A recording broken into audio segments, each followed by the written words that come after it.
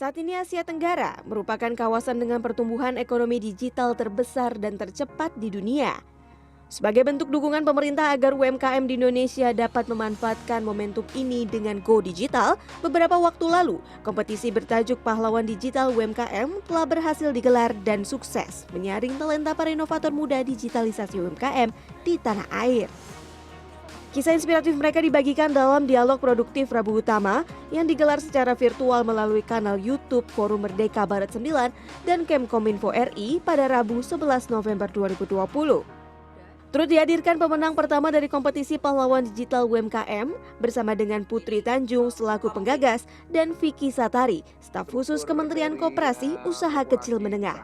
Banyak sekali UMKM yang belum melek sama ekosistem digital ini gitu.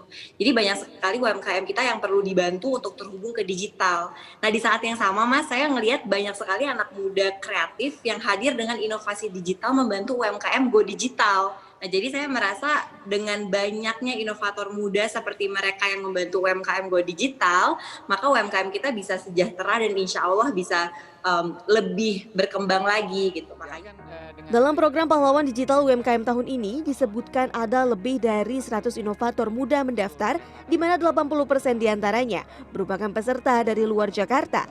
Masing-masing membawa ide kreatif yang membantu penyelesaian masalah atau problem solving dari UMKM saat ini. Ialah sosok Gabriel Franz, co-founder dan CEO dari Credibook, sebuah aplikasi yang membantu proses pencatatan keuangan dan utang bagi UMKM yang keluar sebagai pemenang pertama dari program Pahlawan Digital UMKM tahun 2020. Dalam dialog ini, ia turut membagikan kisahnya dalam mengembangkan aplikasi yang ternyata terinspirasi dari masalah yang sering dilihat sehari-hari, yakni kesulitan para pelaku UMKM dalam membuat catatan keuangan dari bisnis yang dijalankan. Karena visi kita juga adalah membantu UMKM dan ekosistemnya itu untuk bisa menerapkan proses digital dan sistem digital, sangat cocok dengan visi dari yang dibawa dari program Pahlawan Digital Kemenko UMKM ini.